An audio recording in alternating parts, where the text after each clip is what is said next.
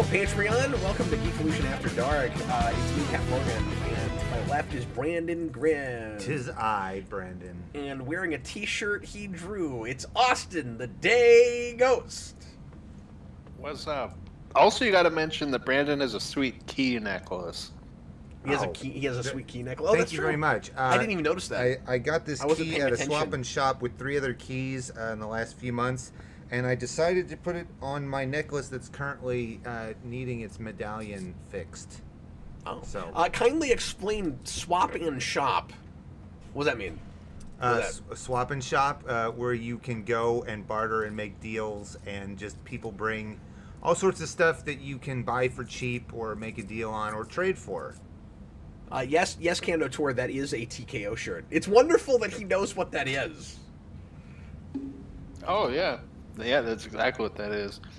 It's the classic no cheese guy, It's where I the- tried to draw the green man from Yo Gabba Gabba. And that's how it came out. Oh, And then, boy. hey, stand up for a second. Show it to Austin. Or show it to Brandon. Oh, yeah, and then it says I think, no I've seen it, cheese. I think I've seen it once before. It's great. That was because from the last time Jackbox. we played Jackbox, it was mentioned that you had a shirt from one of the previous Oh, okay. Jackboxes. And I have still never bought a Jackbox shirt. I gotta do that at some point. I've I only used to bought eat this at Jack in one. the There's been a Box. couple I've been tempted by, but no cheese is the best one I've ever seen It's on perfect. TKO. Which is maybe, like, self-aggrandizing because I drew him, but I don't know, it's Yeah, beautiful. but if it just hits right, it It's just hits so right. good, though. Yeah, we played Jackbox with Austin last week when I was on vacation, but we didn't play TKO. Yeah, exactly. Yeah, and it was really funny. I want to take Mikey's one answer and make that the name of a podcast. Oh, what was it? Remind me. The one he got in trouble for. Oh, I don't know if you want me to when he say threw it. out but the F-bomb? And I When was he like, threw oh out the my- F-bomb? yeah, and he did it When he twice, just wrote- too. Oh no! Oh, I didn't notice a second time. No, he said it Yeah, he out just- loud later. We were like, no, Mikey, you can't say that. Oh no! Where did he learn No, we're that playing, one? and it's this game where it's Oh, I'm sure it's my like fault. 20 questions, but not like it's a time limit. It's not the amount of questions, and you can see like the answers on one side and then the blather hints around. for it on the other side. Yeah, exactly. And then just Mikey pops up, super fuck, Oh boy! and I'm sitting there like, And then you're like, file it away. It's a great podcast. So you man. got to be there to hear Yeah. it. You're very lucky. He did. yeah, and then because obviously, Cap and Sarah, they're like, Mikey, don't say that, and I'm sitting there like, don't laugh, don't laugh. That's great. It's so good. I kept waiting for a reaction from you, and you were just totally silent. I know, I was like, zip it, don't make it worse. Has Jason ever dropped the F-bomb, like, in a way that would, like, Not that I can think of. And he didn't do it when he was little like that. yeah? Mikey's got a little bit more of a mischievous streak, and I think Jason was also a little bit savvier earlier about what's appropriate and what's not. Uh-huh. Mikey legit does not get you're not supposed to say that word, or at least didn't. I mean, like I've told him a couple of times, but I think he's either trying to sneak it in or he just doesn't get it. He'll learn one day. That's not a word you can really just He sneak can't just in go there. around saying that. Yeah. Well, anyway, Patreon, we Unless you had appreciate your super. We appreciate your support. It's been a while since we've done one of these, and I want to make sure that we got some cool Patreon content in, or at least as cool as we can make it. We're going to talk about some shit. I don't know exactly what yet. Hopefully, everybody brought some topics. I wanted to start with a topic tonight because the last time we went, you guys each got a topic in, and I didn't, and I don't remember what it was then, but I've got one that I wanted to do tonight, and I titled tonight's show based on it. So I want to make sure it got in because it's embarrassing if we do have a title and then we never get to that. Go for it. So this is just, and I want to be as light and fun and undepressing with this as possible. Okay. But I want to lead with this. This is going to be a real open-ended sort of topic. So you guys take this any direction you want to. But I don't know about you guys, but I just feel like there's stuff in the air right now where it feels like the world is about to be really different really fast. And I know a lot of people are talking about this with AI and stuff, but I feel like I'm seeing it in like every facet. Like, everybody's worried about a monetary collapse. You've got people in the video game space freaking out that industry is about to fall apart. You got people talking about how Hollywood looks like it's imploding. And then you got the AI revolution on the horizon. None of this feels like coincidental timing to me. And then I can't help but feel like, and even 10 years ago, I couldn't help but be kind of like weirdly worried about this, and I don't think of myself as like a superstitious person, but I kind of have it with this where I'm like, boy, I hope we don't have this like every 100 years certain like parallels in history have to happen where like when we hit 2029, is it gonna be like the new depression? Because like 1929 is when that happened last time, and then here it is, we're at 2025, we're just 4 years off from where that would be, and everybody's worried about another giant recession or something, and I'm like, it just feels like another shoe is about to drop either somewhere or everywhere, and at the very least, I don't feel like in 10 years I have any idea what our universe looks like. I feel like in 10 years the whole society could be kind of unrecognizable. And part of where I get that from too, this is another thing I wanted to put in here, is the fact that the generations coming up now look so different from ours. And I know to some degree every generation can say that, but I mean, like, kids don't grow up caring about owning things anymore. It's so different, and I'm like, when those folks are up into their 20s and 30s and they're running the world, how much different are their interests and values? And I feel like 10, especially 20 years from now, it's a different world. Oh, it's absolutely going to be a different world. You touched on part of it, that the big driving forces are AI and quantum computing, but AI not exactly the way you might think. What's really going to be interesting is when they hit their marks on the quantum computing, when they merge AI with quantum computing, because it's going to have it's going to go from access from the limited infrastructure we can give it currently to almost unlimited computational power. You get a series of qubits going. I can't remember what the number of qubits for the quantum computing is, but you get a number of qubits, and you have that's okay. There's no chance I'll understand. You have functional computation that outpaces the number of atoms in the observable universe. It's orders of magnitude larger than anything we can absolutely comprehend. Yeah. So. And nobody's talking about that. Some scientists on the fringe are currently talking about humanity hitting the singularity, which is its merge with technology, where we become practically inseparable from our technology. Right, yeah. Through brain implants such as Neuralink or other things of this nature. It's just going to be, at some point, you're born and things are added to you, and that's society. Now, we can't be sure that's how it goes. Forward to this, and I'm moving to the woods before that happens. But there are some companies. Get out of Dodge. There are some companies over in Sweden, or not Sweden. I meant to say Europe. Over there. I want to say in like the Swedish areas and stuff. There's at least one company who's experimenting with brain implants for working there, like a chip implant that you use to clock in and clock out, things like that. I do not need that kind of tracking technology. No, of course. In my person, no, thank you. And like we'll think about how crazy, invasive that is. Oh yeah. But then you also think about the fact that 20 years ago, if you told people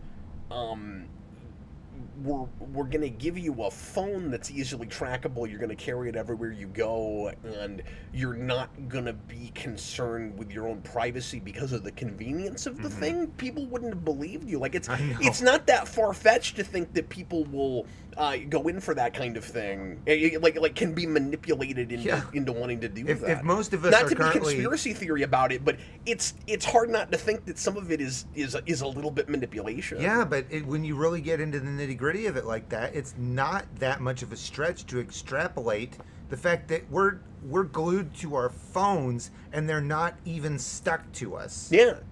When they do stick stuff to us, but we don't. It's not going to end well. And like most of us. And like I don't mean to be gloom and doom. The only point I'm making with with this is not even an insightful one. Vastly it's different. just, boy, I wish I could get my head around it. I wish I could I wish I could predict any of it. So we're not it's just the fact that I have zero idea what the grander tomorrow looks like none. Jump in here, Austin. No, I mean that's how I feel. Like I have no idea what the future looks like. But there's no way to know, even because we're accelerating at a pace that we're not designed for. Yeah, I'm gonna liken it. I don't know that I've ever heard anybody make this analogy. I'm gonna make this analogy. Let's take something like COVID, right? What happens when you get a new novel virus, such as the coronavirus, which is a type of COVID, SARS-CoV, which there's been many of those. A common cold is a type of that. So with COVID-19, which stands for something variant 2019,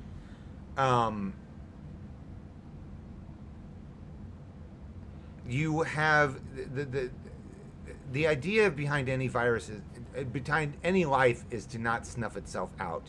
But what happens when you get a brand new virus? It kills a lot of people before it has a chance to mutate into the thing that would now no longer kill people, but allow it to survive in hosts and transfer.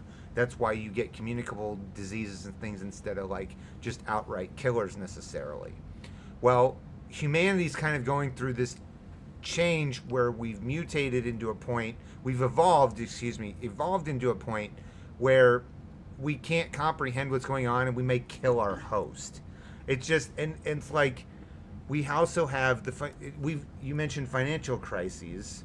We've gone through like 3 financial crises in our lifetime. And let me stop you for a second and say we can also create technologies that evolve faster than we do. So it's not even biological evolution that's happening with us right now. And we're not prepared for that. We're making things that are running off without us. Yeah, we're not built to understand that. We have a set. These things are operating on such micro scales in terms of evolution. We operate on like a medium scale, and then there's the macro evolution that just takes forever. That's the age of the universe, right? So we've gone through financial crises in our generation. Austin's seen a couple in his lifetime, but the housing crisis of 2008, we had the Great Recession, which was every bit as bad as the Great Depression. And they say the AI. So AI is a double-edged threat. I mean, I don't want to argue with you. I don't want to get into like super political things. How was it as bad as the Depression? So they talk about the amount of wealth that was lost and what it did to the economy overall. Okay. And the spike in the jobs, the joblessness rate, and the homeless rate, and the housing bubble. People lost a lot of money on paper, And I know that doesn't sound like it means a hill of beans, but that's what our stock exchange is. It's a lot of paper. So people run companies on this. But I think how it affects quality of life is more important than just the numbers. And I think so too. I think just on the face of it, it wasn't for most individuals as bad as the Depression was. Well, okay, it's not the same way in. We did things to stave it off that we probably shouldn't have done, and so like it could get a lot worse later. Like I get all of that, but we had a lot of people who suddenly had to join, for lack of a better phrase, the more modern equivalent of the food lines. Right. We had a lot of homelessness. rates increased, people couldn't sell their homes anymore the way they were, and so there was a lot of speculative markets that fell. People lost, I don't know what the numbers are on livelihoods. actual homelessness, though. Like, that I just got to take you at your word with. I don't, like... Well, it's an increasing And just- epidemic, too, in a lot of these big cities. Yeah, but I'm not talking about right now. I'm talking about then. No, I know, but it stems from then. Like, it snowballed. The effect has been felt through the economy for all those years. Some things Right, have but bounced we've, back, on paper, not stayed at the recession. well, but But I'm talking about the housing crisis. It was also the No, I get that. subprime mortgages. People lost their homes due to bad bank policies Right. and things like this, and that helped increase the homeless population. It's still felt today. It just continues to increase, but that was a very large surge in that.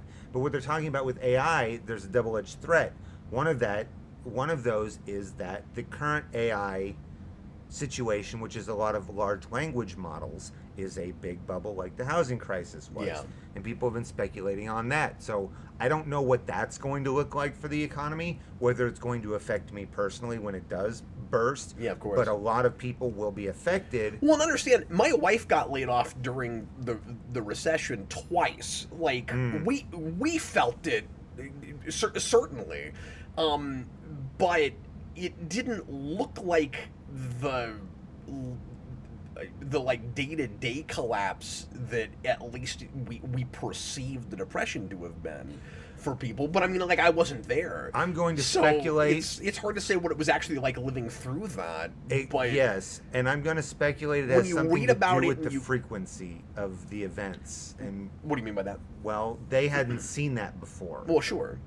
Well, When we they can just had the weather a roaring storm 20s too. we've been through. Ooh, I'm not going to agree with that, though, because hardly anybody was alive that had experienced it. No, but So, yes, it had happened in this country, but, like, we have this problem with people all the time where we have this kind of, like, false sense of security, and we don't learn from history because we weren't actually there to experience it. So I feel like if it had been as bad as the depression is at least talked about, people would have freaked out way harder than they did. They weren't there. I guess I see your point on that, but the markets So I don't have some sort understand- of memory to them as well. Oh, okay, so sure. I think that, you know, But, like, you're talking about numbers, and I'm talking more about people. it's true. Do you see what I'm saying? Yeah. So, like, yes, you can look at what like how bad the housing crisis was, and the the bailout, and like how, like, in the long term how bad of an idea that was, and in the short term why they thought it was necessary, and all of that, and like bailing out the banks and stuff. But I'm just saying, like, on the day-to-day, like, I didn't know anybody that went full-on homeless. And I feel like if I'd have been in the Depression, I would have. I don't know anybody personally that I could tell you became homeless. I know other people who did, but I didn't know anybody personally that I can think of. Well, I don't want to go rounds with you about that, but it's just when you said that, I was like, boy, I've never thought about that. I don't know if you're right about it. Like, I just don't know if you're right about it. But the idea that the recession was worse than I've never heard anybody Not say that. worse than, every bit as bad as. That's not what you said. No, Austin, am I as remembering bad this right? as. No, I think he did say every bit as bad as. Okay, well, I didn't immediately agree with that either, but I thought you said worse. No. But maybe you said as bad. But I've never heard anybody say that either. Just, I'm just questioning it. I'm not going to be able to cite sources, but No, that's all right. But the reputable news sources. I mean, I didn't at come for a least- formal debate. That's No, fine. That's whatever. Not at but- all, and I'm not saying Brandon, that, you but I need can your just tell you that citations in order, sir. what I can. All I'm going to say on that subject is that for my And I'm not going to pretend like I'm super knowledgeable. for on my this topic. purposes, the I do fucking sources comics that I and go out superhero to movies. I don't know. the sources that I go out to find my information, when I go out to find them, I largely now things can change, and I can find out later that I was wrong about a thing based on. But I'm fairly confident in what I read at the time that I carry with me into the present day.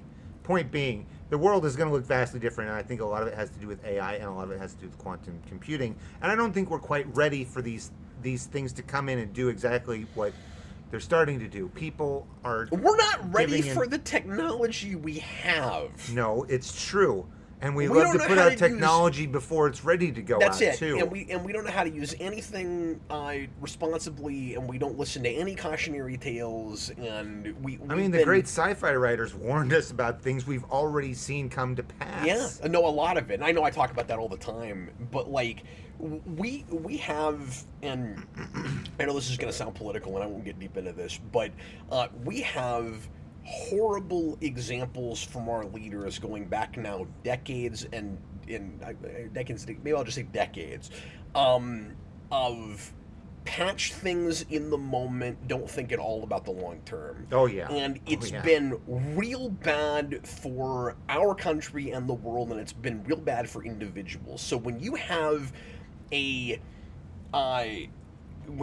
government that spends like money grows on trees, and that doesn't care about balancing budgets, and that and is giving that example to the people of their to their constituents, I should say,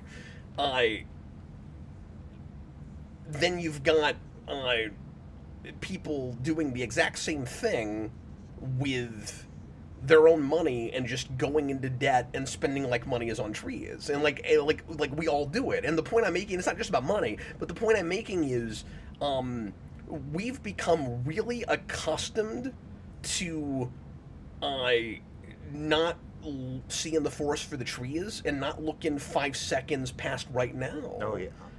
And that's part of the reason that we don't use technology responsibly, because we just do whatever's convenient in the moment, and we don't think about long-term effects. We don't think about repercussions. Exactly. Nobody learned anything from Spider-Man. Like nobody learned anything from Planet of the Apes. Like, I mean, like, you're just all of these cautionary tales on the individual and a societal scale.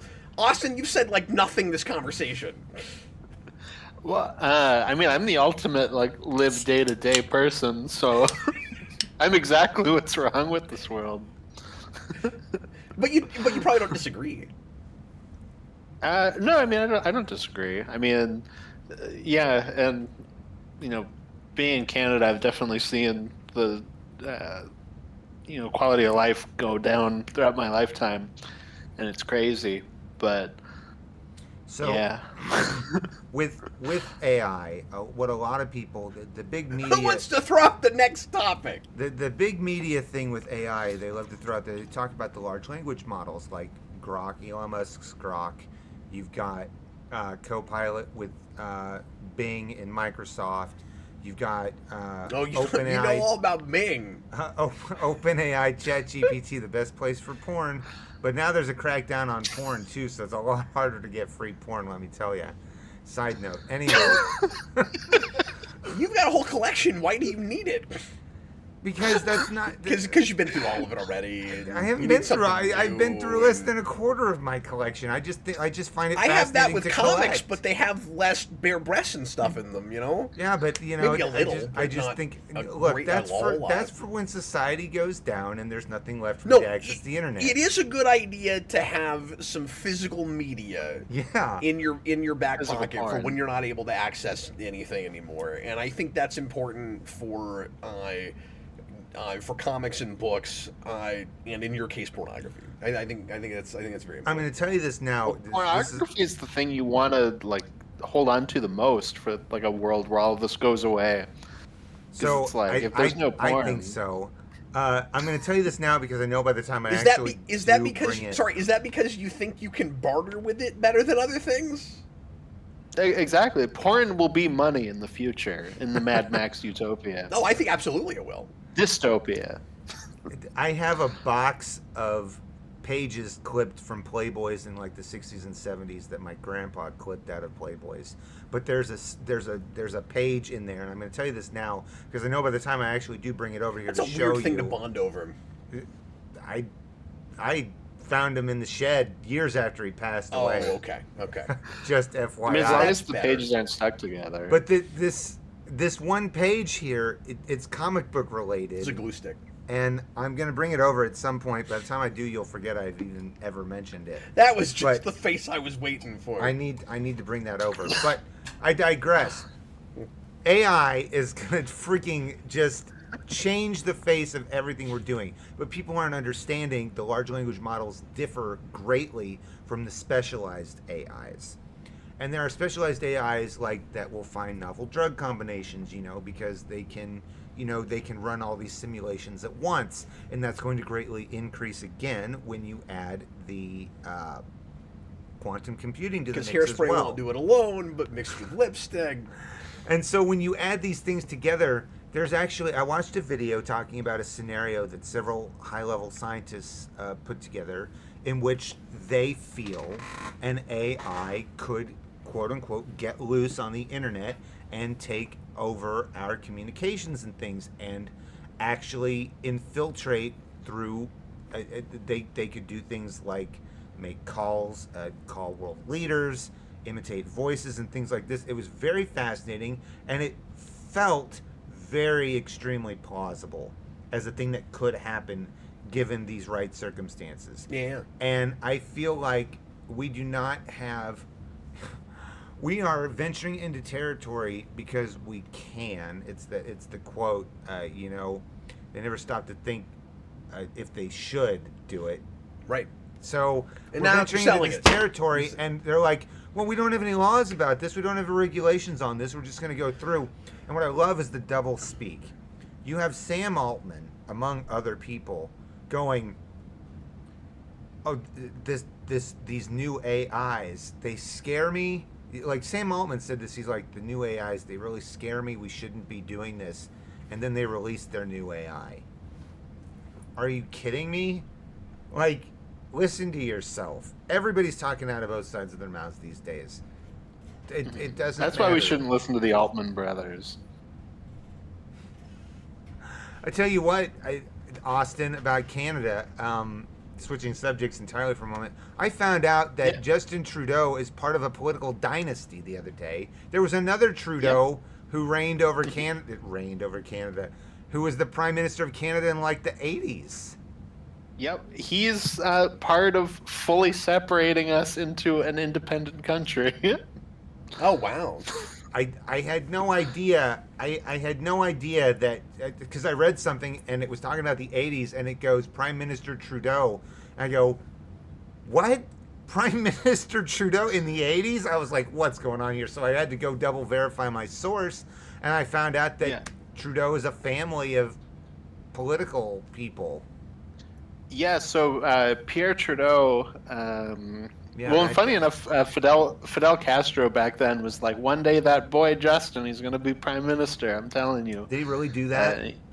The U.S. hosted Fidel Castro at one point. Fidel Castro and Pierre Trudeau were good friends. Pierre Trudeau was a pallbearer at his funeral. Oh, wow. But Pierre Trudeau, it was Trudeau mania. Every woman was like, Trudeau's the hottest man of all time. And when you look at him, he looks like a fucking goblin.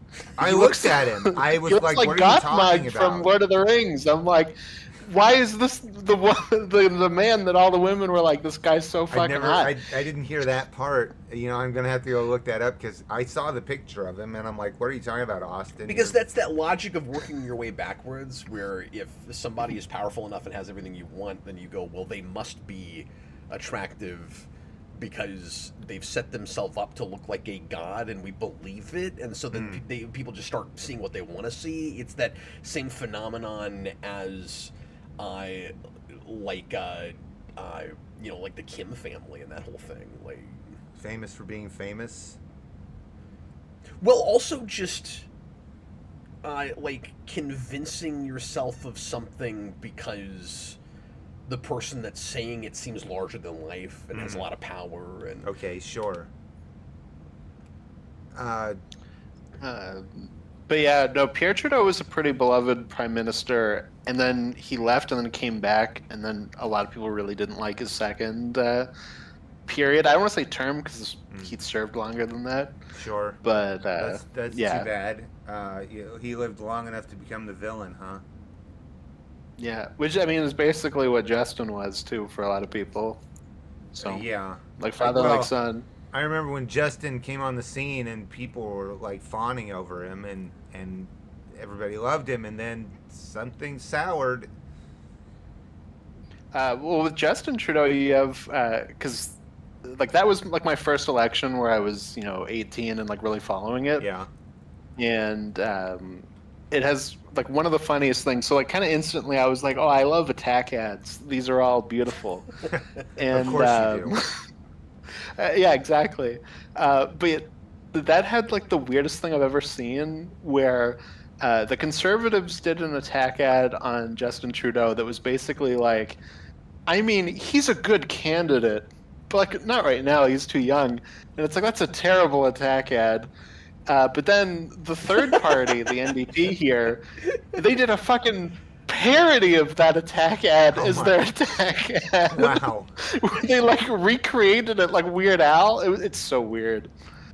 Oh my goodness. That's very attack ads are so funny to me because it's like we would rather destroy your character with falsehoods and truth bending than talk about what we want to do for the people. Well, here's what's worse about I mean, like you hit on it with that last part. What's worse about it is you have to convince me that your candidate is better than the person that you're saying bad things about. So you can't just go, this person did these horrible things. Vote for this person that did not do those horrible things. Right. Like, I need more than that. Okay, but what about that guy though, right? Like I don't want to just vote against someone because look, that by itself is already seems suspicious to me, where it's like you're leaving out, if you look at it in this way, you're leaving out all the positive things about your candidate, which sort of suggests that there aren't any. Right. And so it suggests that all you have is bad things the other guy did, so you're saying you have to vote for my guy because this other person sucks. Mm-hmm.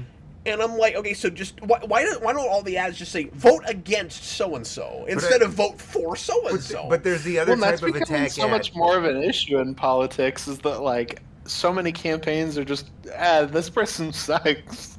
But there's the other type of attack ad too. Maybe you've seen it, Austin, where they attack the other person on these issues, and you go, but those are the issues that are good. Those are the good issues. Like, why are you attacking that? And then you're just like, you are a piece of shit. I have definitely. Well, and in Canada, it's like there's a lot of attack ads, like going all the way back to when I was a kid, and I'm sure further, but obviously that's as far as I can remember it, where it's basically just this person went to the U.S. for a little bit and lived there. Oh boy, are they really for and it works. Canada? Well, and you can spin anything. You can be like, this person did this thing. And then, like what a lot of those ads will do is they'll make assumptions, and they'll like try to get in the other person's head, and they'll be like, "This person did this thing because of this," and you're like, "Well, you don't know that. Go look at that." Then I just want to go talk to that guy for a minute and like see what his side of it is. It's very effective to tell a person how to feel. I think every campaign ad should simply say the platform of the person that's running, and then you get the platform of the other person, and you can do your own due diligence and see if they hung out with terrorists or whatever the hell. Right. But I don't. The thing is, I don't trust that information from the opponent because, of course, the opponent's going to say he hung out with terrorists. Like I'll do my own research and find out if that's actually what happened. Also, I hate the idea of party lines because I'm an issue by issue person, and it's like just because somebody globbed these issues together gives you the right to like put some sort of label on it. Well, that's when you get into really scary tribalism crap, where it's like this person voted wrong in this thing because our side says everyone has to think exactly these things, and you're like, but then we're also and I go, okay, so we're supposed to be sheep then, is what you're saying. And we're also single issue voters, a lot of people, where one thing will mean you cannot vote for that person, or because this person supports this one thing, they have my vote, period, full stop. Well, then that gets into the forest for the trees problem. Yeah. I'm uncomfortable with this topic. Well, this is how I started doing YouTube. Was like, I love attack ads. I can make my own. This is great. And it's just, and then you just, it's like, oh, this person says, I don't know, we should fund education, but did you know he also like sucks homeless people's dicks like in an alleyway. Like you just do stuff like that. It's Oh like, my you can god! take it real far. I just remember this, Austin, and this won't mean anything to you, Austin, because you don't know a lot about Star Trek. But Brandon, one of the first videos I ever made on YouTube wasn't for Geekvolution. Okay. It was for our old Star Trek channel for Star Trek Club, because I had a channel that I put a few things on. I absolutely did not know this. I've known you for 20 goddamn fucking years, and I had no goddamn fucking clue about this. What? One of the first videos I ever made. I don't know why that deserved that much swearing. Because it's after dark. God damn it. One of the first videos I ever made and posted online was a fake attack ad. Really? I just remembered this. Yeah. When Austin was like, I came to YouTube, I was like, I sort of did too, I guess. And I didn't remember this. Yeah, we made Sarah and I, and I don't remember what exactly was in it now, but I remember it was funny. I think it was pretty good. We did a fake attack ad against Crewman Daniels from Enterprise. Oh, that's and how he was fucking up the timeline. Yeah, that's hilarious. Yeah, I totally forgot we did that. Oh man, that's. And then I did. I think I should play this in Star Trek Club. Did you ever see the 4th of July video I made with Star Trek? Maybe. We had Star Trek. Star Trek Club fell real close to Independence Day, and so I was like, oh, I'm gonna do like a patriotic Star Trek video. Okay. So it was why can't I think of it right now? Whatever the big 4th of July like march song is. You know what I'm talking about? The Radetzky March, like the. No, what the hell is it? I can't remember it. But anyway, it's the big 4th of July song, and we did starships exploding as fireworks. Okay. And like through the whole video, it was funny. just starships blowing up. Alrighty then. Like in time. So yeah, That's great. We did a few Does things that like video that. still exist? I don't know. I have to go back and see if that channel's still up. And we did. Amazing. We did the Sesame Street pinball number count, but with Star Trek movies. So it's like 1, 2, 3, 4, 5. So all the movies would pop up, but it was before Darkness came out, so it just had like a question mark or something. I can't remember when you got to 12. But part of the reason I did it was because there's a few different versions of that song, but the one I was using kept going back to the number 5. And Final Frontier is, of course, one of the worst movies. So in our video, you just keep going 5, and it's like screaming Star Trek 5 at you, and we thought that was kind of funny. Sounds hilarious. Although I probably have seen political attack or just political ads in general. Like some of my favorite videos to write. Just you can get like real goofy with it. I'm surprised you haven't tried to make like a whole career out of that. No, now I'm like I should make another one because they were really fun to make. Did anybody ever see him? Did you get any traction on him? Yeah, I got like a lot of views on a couple of them. One of them wasn't an attack ad. It's probably the most viewed out of them. It was just like this is where I stand on like all my policies, and it was literally just naming them where it was like education, immigration. Oh boy! Like, but my favorite joke in that I know one the names of the issues. It's cutting to different things, and when he says immigration, he's standing next to a "Do Not Enter" sign. Oh boy! One of them should have been smog. Yeah, no, that would have been a good one. And I think he's like the environment, and he's holding like a stick, and he throws it in the recycling. You throw an aluminum can in the lake or something. Yeah, exactly. And then like a Native American cries.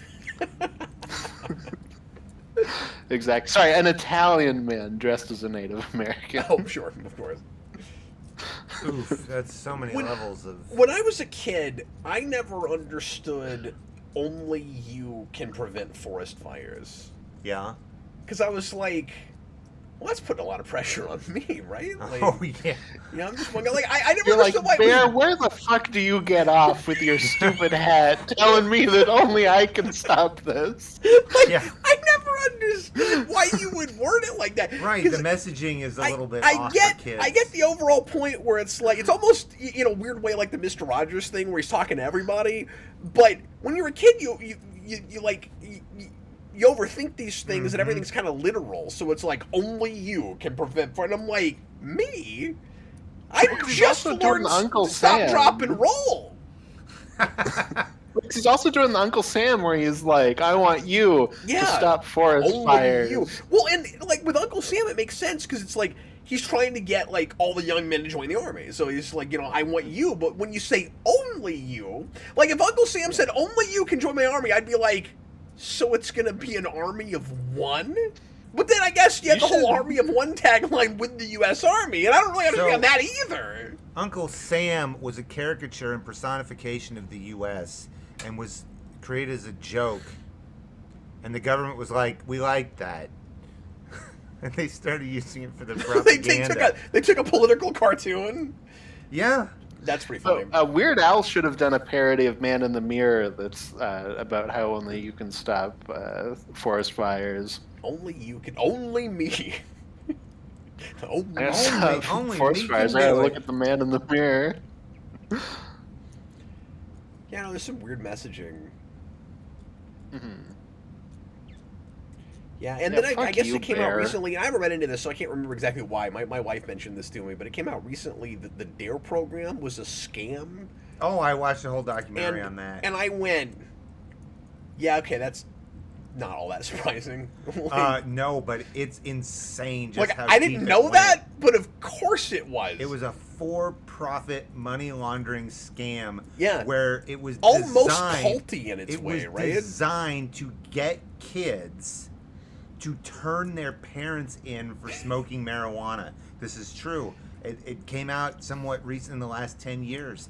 And it blows my mind how deep this went. And not because they were worried about the drug culture, but because it made them money. It made them money. Yeah, that's and messed up. it was spearheaded by this sheriff who was from California and who did some pretty heinous things. I don't mind saying I'm personally not the biggest fan of marijuana, but I don't think a bunch of people need to go to jail over it. Like, no, I don't either. They should have had a cartoon bear be like, only you can turn in your parents for smoking the marijuana. I mean, only you. I remember going through DARE classes, and what was amazing about this was that they would pass drugs around to show you. I don't know if you guys had anything like this up there in Canada, Austin. No, they had actual drugs? Yeah, they would sometimes That's break awesome. down actual drugs and show you what they looked like. And it's clear after watching these documentaries that was designed to get you to tune in at home and be like, oh yeah, I've seen that at my house. That's exactly what they wanted. They would always tell you, if you've seen anything like this, you should tell your local law enforcement about it. And they were like, they would have times where you could, tell the officer, like, guilt-free, that you'd seen something like this. I never had anything to report. I don't know that I would have if... Do you think in the same way, and I'm slightly, I guess I'm half joking when I say this, but do you think in the same way certain bits of sex ed were the condom companies trying to get kids to have sex? No, I don't know about that. That's a fascinating take, and now I'm going to have to think about that. I'm just saying, like that sounds like the DARE program. You could have had that. You could have had that happening. I don't think that was happening, but that. I mean, I've always taken more the approach that the condom company people are going to have sex, so the condom companies are just cashing in on the back end. Like, there's a condom company. There was a condom commercial. All right. There was a commercial. I'm just thinking of a bear saying, "Only you can fuck." Only you can fuck in the forest. I don't think the condom companies care where it happens, Brandon. I was joking. About perhaps the not, companies, but they. I'm sure that's not a thing. Like, women ovulate harder in the woods. That is a scientific fact. Is that true? I thought it had less to do with location and more to do with like time of the month and the year and all of that. No, it They has always more to go to do the- with there's like the false polar correlation. They plates always and go like to the- where you are. What's that? I'm just talking about times women ovulate and stuff. I don't think it matters if they're in the woods or the back of a car. No, they or go in their to house the woods or... during that time of the month, so it's a false correlation. I was making that joke. It has more to do I with didn't like get a whole sentence, so I wasn't poles. sure what the joke was. I'm sorry, what, Austin? It has more to do with the magnetic poles and tectonic plates. Like, it just depends on where they are.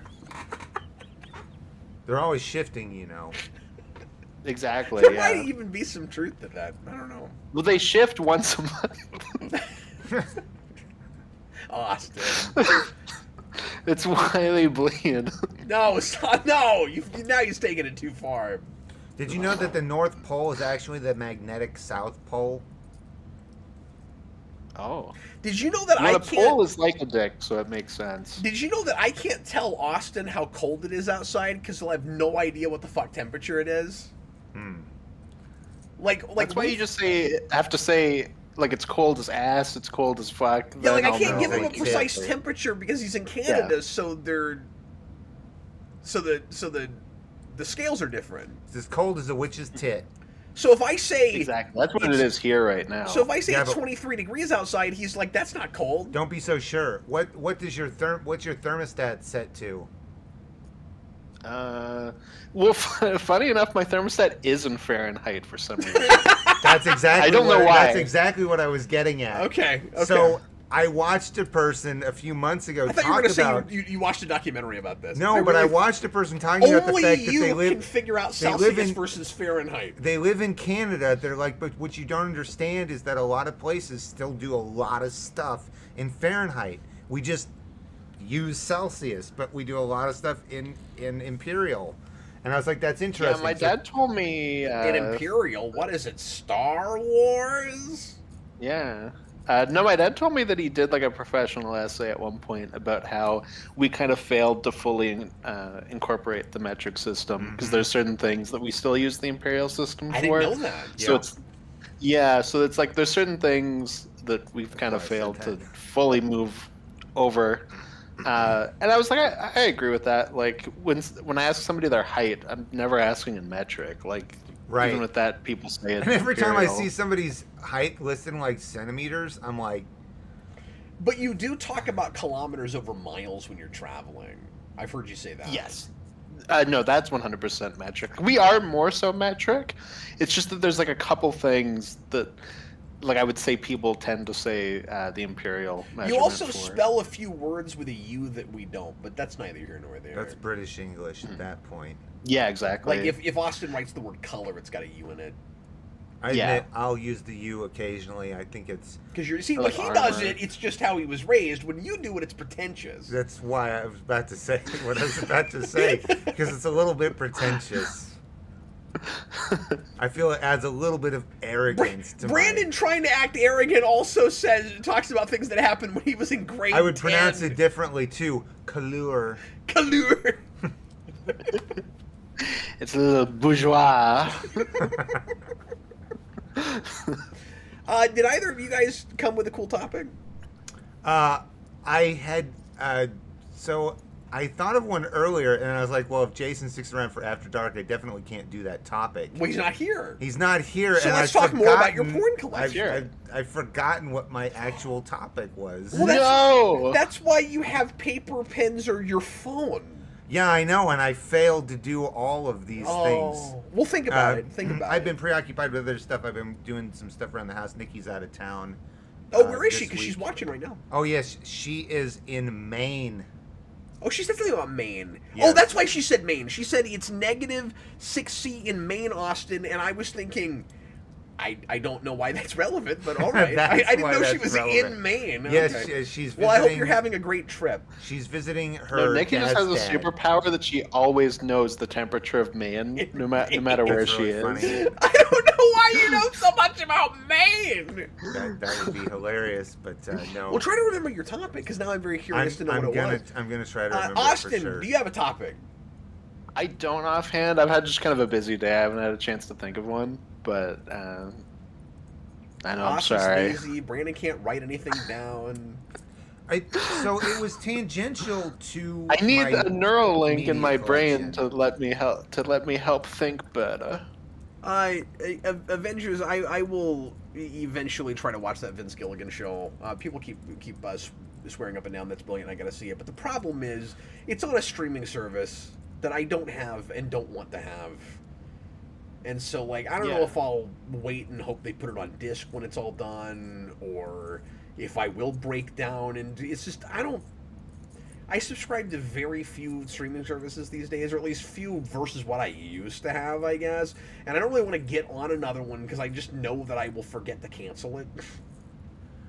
Did I tell you about the Godzilla show thing with that? What about it?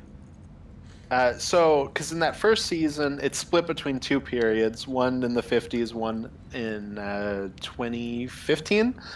And we go back and forth, and like Kurt Russell and his son Wyatt Russell play the same character, just in a different time.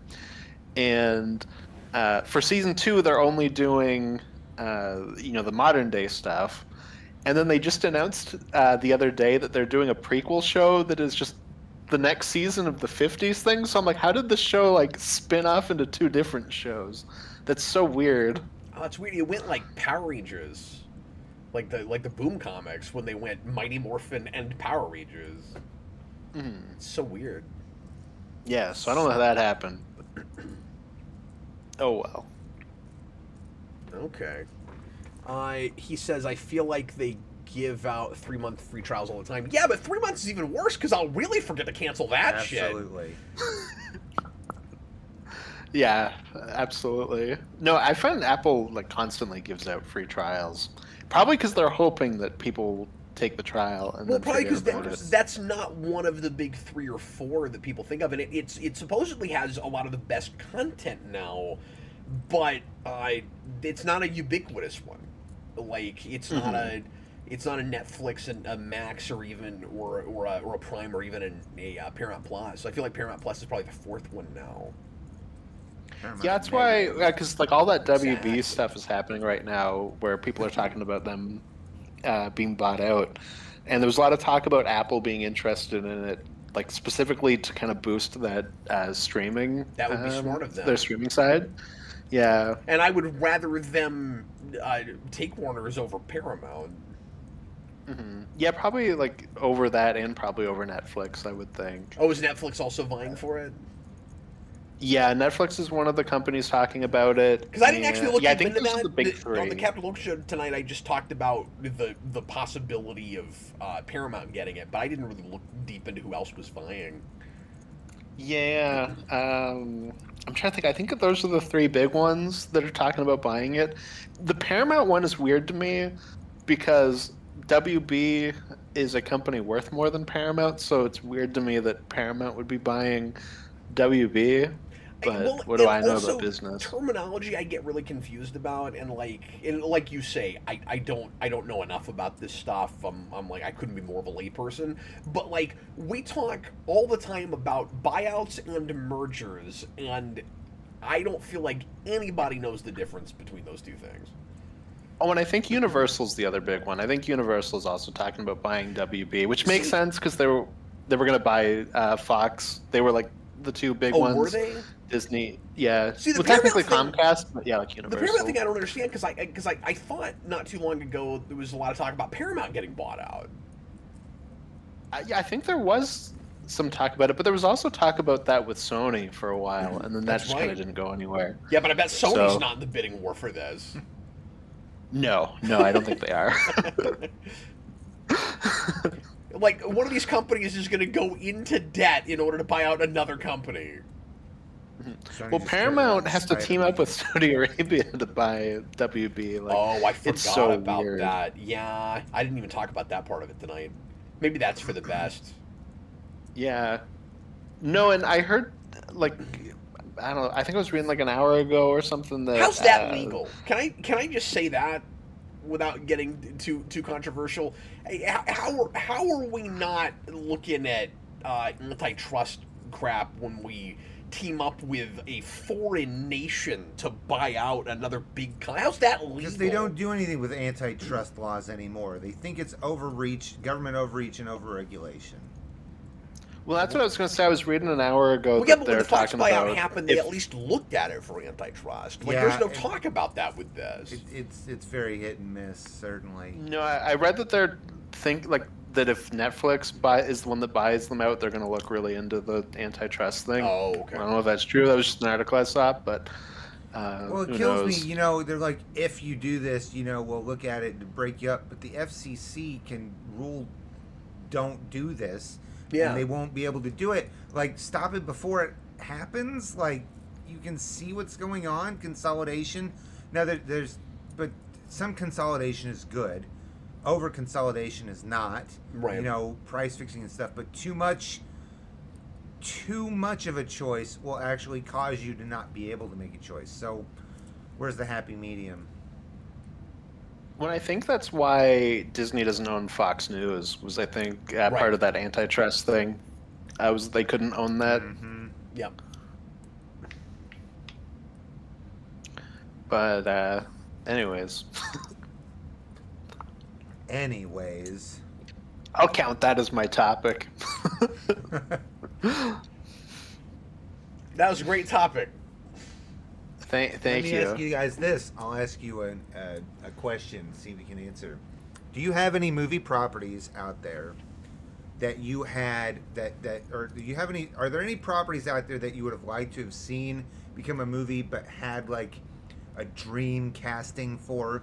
And I'll give you an example. I'm just not a fan casting guy. Like, I'm bad at it. But yeah, go ahead. Well, my example is, and because I heard it recently, but I've had this for a long time. I've heard that Jim Carrey is potentially tied to a Jetsons movie. Yeah, we've thought, yeah. Well, I've been vying for Jetsons movies since like the 90s. And You've wanted to play George Jetson. No, I This whole wanted time. William H. Macy to play George Jetson, and I wanted Danny DeVito to play Mr. Spacely. That was my casting choice. Who would play Rosie the Robot? Back in the 90s, Rosie O'Donnell, it's right there. Oh, that's hilarious. Like, and, George! Figure two. And however you feel about that character, it would have been kind of fun to have that one actor that was in both. In both? Because she was in the Flintstones. Uh-huh. So The if they made it at Hanna-Barbera. that time, that's Yeah. how I would have cast it. Yeah, no kidding. You're absolutely right. That As soon as you makes said that, sense. I was like, oh, that makes And you're great right, like, sense. it's the right body type, she's got a high-pitched, irritating voice, like, it's right there. Like, it's perfect. She's just She fucking should play annoying Orko enough. in the new Masters of the Universe movie.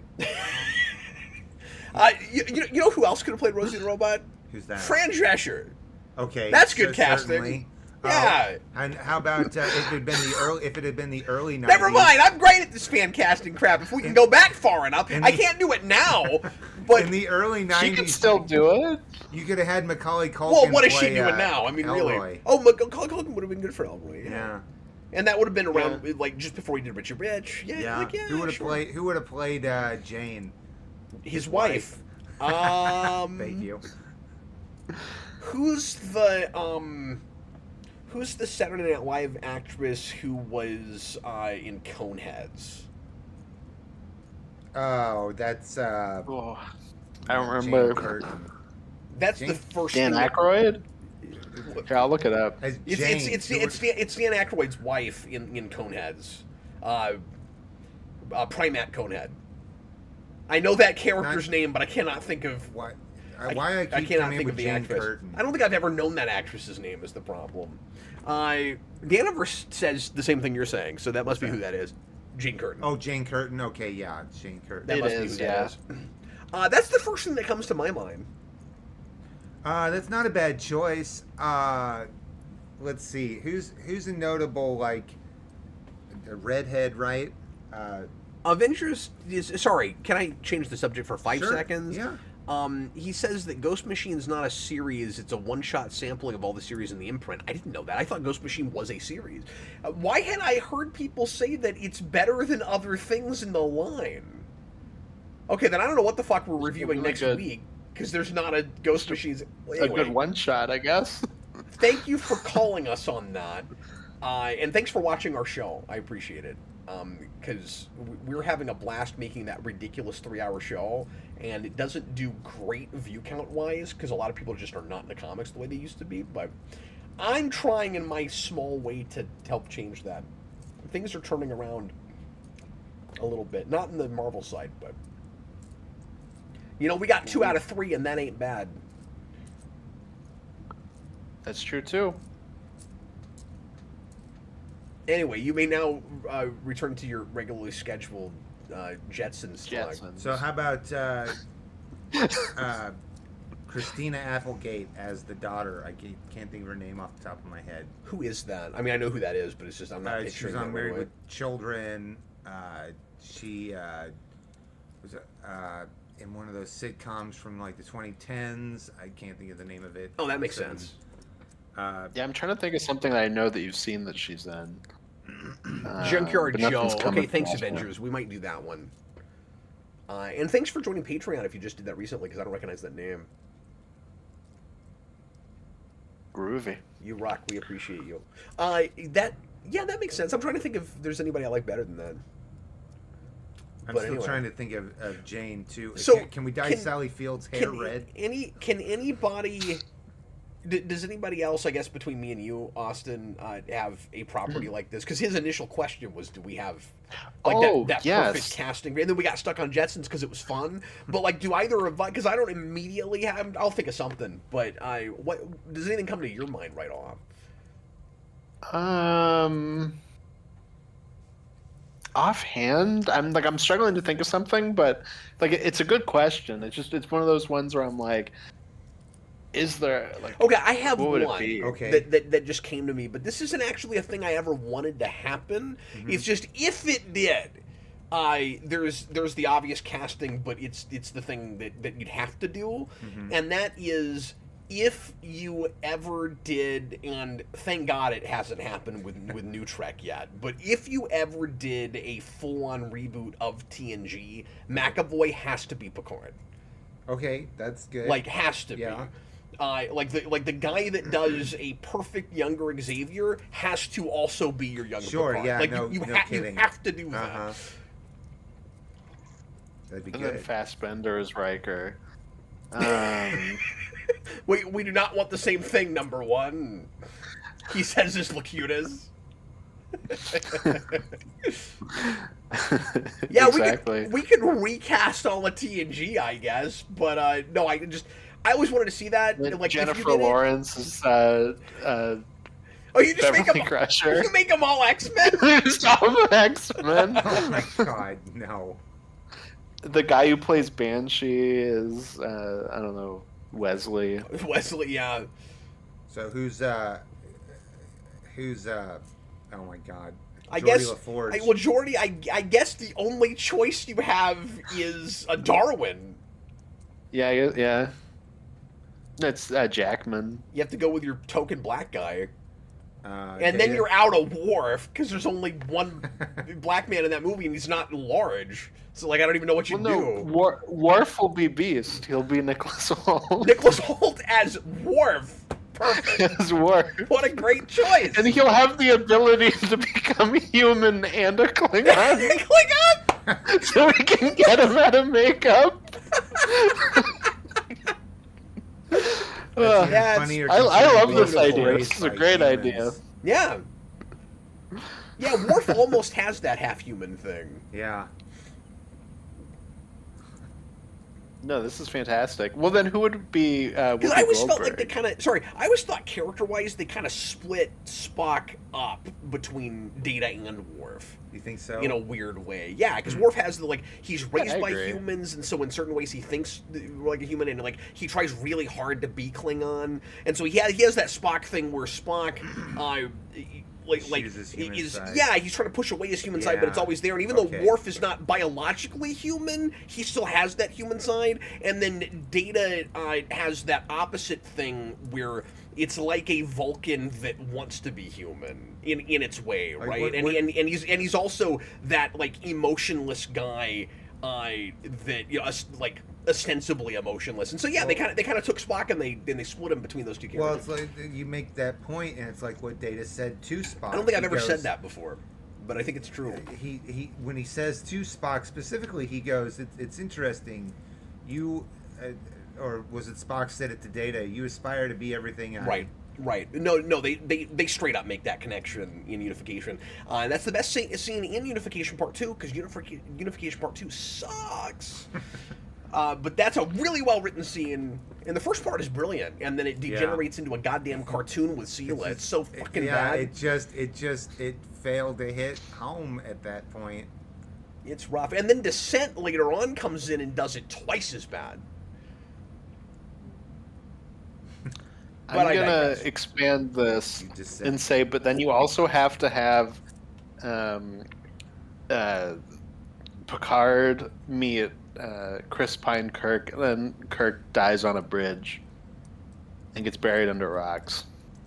You're not even going to make it more epic than that? Because the bridge on the Because what I would do... No, I would make it less epic. Oh, because I was going to say, I would finally live up to the original premise, which they never actually figured out how to contrive it, so they just didn't do it, which is they wanted... This was Berman or somebody's big idea for doing that gap bridging movie with Generations. It was supposed to be in I've never seen one. Allegedly, they got to the stage of printing a poster that did it, but I don't know if it's true because I've never been able to find one. But I've told Austin this story, but the idea was it was supposed to be Kirk versus Picard, and you were supposed to have the two Enterprises facing off. And they started with that idea. They were like, we want to contrive some way to make this happen. And they didn't do that. And I'm like, that movie would have made $200 million in 1995. Probably, yeah. But no! Wait, they couldn't come up with some way to do that. I want it to be less epic. Like, there isn't even a villain they're fighting. They're just having lunch, and then Kirk steps badly on a bridge and dies. He just gets transported badly and... Well, no, you have to have the bridge. Like the bridge collapses and then he dies. You have to keep that. That's very important. Yeah, what is it you always say, Cap, about that? I don't know. Captain on the bridge on the captain. I've never said that. You said that. Bridge on the captain? Oh, I don't remember ever saying that. That's funny. I like that. I don't remember ever saying that like myself. No, I think it's weird that people don't talk more about the fact that Kirk died on a bridge. Like, it's right there. But have we talked about this? Because I thought of something recently that I never really thought about before. Okay. Which is the not literally last thing that Kirk says before he dies in Generations is the catchphrase of George Takei, which they have a huge major beef with. The last thing he says before he dies is, "Oh my." And I don't understand how the fuck history worked out this way. So I've made fun of that for years. He dies giving a Takei impression. It's beautiful. I never thought about that until recently. Shatner hasn't mentioned that it's Takei's catchphrase. No. But he has talked about the fact... He knows that because he has talked about the "oh my" thing. Right. But yeah, he said that, and it was before it was his catchphrase. But yeah, and that's just... Well, he doesn't know this person, so he regrets doesn't how know. he said it. That's what he claimed. Right. But no, he thinks his read was weird, and he wishes that he'd done it differently. I suspect. Well, I get his point though. Like, yeah, he's sort of overthinking it. But if you think about, like Kirk as a character with the whole no-win scenario thing and all of that, his feeling looking back at the footage is, Kirk shouldn't look out at the abyss of death or whatever with like fear or horror. Right. And he doesn't like that that's how it comes off. I suspect he's being a little bit charitable in that they just used a take he didn't like. I bet he gave the read he wanted to somewhere in the takes. Probably. I would imagine that's would be my guess. They probably went with the first take or something. We should have looked up to the sky in death and been like, up there, by the turnstile, the girl with kaleidoscope eyes. That's exactly what he should have said. Yeah, that would have been perfect. It would have been beautiful. And I'm gone. And I'm gone. Oh my. Oh my. Oh my! I don't know this man.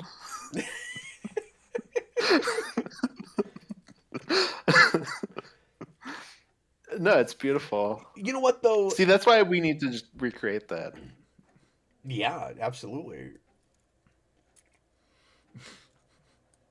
Find a man that Chris Pine really hates, and then he can say that catchphrase when he dies. Or somebody that hates Chris Pine. That's going the full 10 yards for the joke right there. Exactly. Avengers, what would be a good first Star Trek episode to watch for someone who liked the Orville? I would go really anywhere in TNG season 3 or 4. Like, just start there. Because Orville loves that period, and they're riffing a lot on a lot of like mid to late TNG and Voyager stuff certainly. But what Orville liked to do is it would take 2 episode concepts from that period of Star Trek and kind of sandwich them together, and then give you a really different kind of fresh conclusion, which is what I liked about which is a lot of what I liked about that show, where it wouldn't just it didn't try to reinvent the wheel all the time, although it started doing some more original stuff later on, but it would kind of play greatest hits and then go in a really unexpected direction by the end. And so I can see why people that never watched Star Trek enjoyed it, but as a Star Trek fan, it was neat because you had expectations, and you'd go, okay, they're doing this again, and then you go, oh, but then that's and not just that it would give you some kind of crazy plot twist, but that the bigger thing for me is that the point of the episode would sometimes be almost like the opposite of what it was in another episode, where like they're making a whole other case, or they were very smart about their comedy. They'd find, well, not just the comedy, but like it would be a morality play about something totally different from what it was the last time with that same premise. That's true. Where they would come up with you'd think it's about this idea, but it's actually about this idea, and so it would challenge you in that way. They did some fun stuff with that too. I still haven't seen season 3. I really need to go back and watch you do. it. It's neat. But there's season 3 is really pushing envelopes. Like everybody that says, "Oh, Orville doesn't work because it's going back 30 years and you can't do like Star Trek episodes like that. It's too old fashioned now." I'm like, well, even if you're right, I would rather that than stories that don't make any sense and are sappy as all hell and have dialogue that doesn't sound like a real person is saying it. But when you get to 3, we're pushing envelopes because now we're playing with the streaming model, so they will do hour and 15-minute episodes sometimes instead of 2-parters. Yeah, and that's cool. Those shows don't care about length at all because they're not aired. So some of them are 50 minutes, some of them are an hour and 15. There are no multi-part episodes. They could put in just what they want and cut the fat. No, well, sort of. I will actually argue that the biggest problem with that season is that because they're not dealing with commercial breaks and they don't have to tightly get it to 45 minutes, they actually have some padding. There are actually some places where the scenes run longer than they need to because they're not cutting for time. No, so they needed to add it a little bit more. Like they needed to revise more than they're revising. So it feels like a rough cut. I mean, not full on. It's just there'd be those couple of scenes you don't really need. Sure. You're basically watching episodes with the deleted scenes put back in. Is kind of what it feels like. And it would monkey with the pacing sometimes, but that's a real mild criticism. Sure. Like most of the time, it was a boon to it because what you can do with that is you can go, here's an episode that would run long if we wanted to do it for TV. It'd be 45 minutes, but it really needs to be 60. So now we have to force it into a 2-part episode and then pad that. Right. And so in that way they are cutting fat. You're right. Gotcha. Because you had that problem a lot in TNG where you'd go, here's a premise that needs a little bit more time. I don't know that it needs a whole 2-part. You remember Gambit? Yes. Gambit had no business being 2 parts. Like, it's a good setup. It's way too long. And it's not the other thing too is when you had back then when you had a 2-part episode, you expected an almost like movie-worthy premise because it's like this one's gonna be a big show. It's gonna be a longer show. It's just an episode. This is a regular person run-of-the-mill episode. The only reason it's 2 parts is because they couldn't figure out how to do it in 45 minutes. So they shouldn't have done it at all because it's not all that good anyway. Like obviously one of the best. I feel that way about Firstborn. Like Firstborn had no business being a 2-parter. Yeah, I didn't need that. As I'm professional, but I've got to run to the washroom. I'll be right back. Oh, you're okay. I mean, I was going to end pretty quick, but yes, go ahead and do that, and then come back to leave. We already mentioned, the other one that the Unification Part 1 and 2. But that's one where that was deserving of 2 parts. It was just bad. Just bad execution in the second half. Well, Seal was just a mistake. Like that wasn't the place to do her, and that was a bad fanfic idea in the first place, but could have been handled. Like she doesn't ruin Redemption when she first shows up. Now she's kind of random. That's true. I don't know why that's where we introduce her really, but it's a shame she's a product of one of their best episodes. To me, with Redemption. No, that Sela comes from the fact that. You mean with Yesterday's Enterprise? Yes. Yeah, no, of course. Enterprise. Yeah. Well, but here's the thing: when you say it sucks that she's a product of that, only because the execution didn't work out. Like that's you can make anything work. You just have to make it work. Very true. It's a kind of a bad sounding fanfic idea. I think it could have worked. It just didn't. I don't know. The episode evaporates at the end, just like those fake ships. Just poof. It's no longer. Well, and you know what happened with Unification? What's that? I'm convinced that was a matter of, like throw in an easy villain so that we can do a formulaic wrap up and get it truncated to 2 episodes. It's actually the opposite of what we were talking about with episodes that don't need to be 2 parts. Because Unification was originally pitched as a 5-parter. Really? Yeah, I didn't know if you knew that.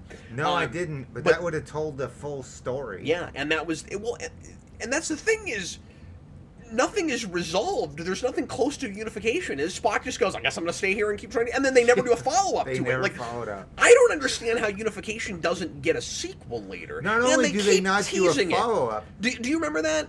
Do you remember? What is the name of that episode? It's not Second Skin, that's DS9. Do you remember the episode where Troy gets kidnapped and she's turned into a Romulan? Yes. And there's speculation that the big mystery in that is about Ambassador Spock, and then it turns out not to be. We keep teasing it. Like, we're going to come back to it at some point. We never do. That happens 2 or 3 times. Well, not only did we never come back to that. Face of the Enemy, that's that. Not only do we never come back to that, eventually we come back to the fact that Spock was on Romulus by destroying the Romulan Star Empire and Remus and completely it never comes back timeline. Until fucking Abrams. Yeah, and I'm just like, that's what you picked? That's what you did? To come back to? When you can tell, what? Those guys had seen 3 episodes of TNG. Right. Yeah. It's like, and not only that, we never got the wrap up. They remembered the 3 episodes they saw and did not rewatch them when they made that. Not movie. only was there no unification, now there's just nothing to unify. Right. That's true. Well, I think the idea might have been... Well, okay, you say that, but there was a... Did you ever read Countdown? No, okay, so that... Because I think that suggested that they were closer, because Spock stays there. And that you're right about that.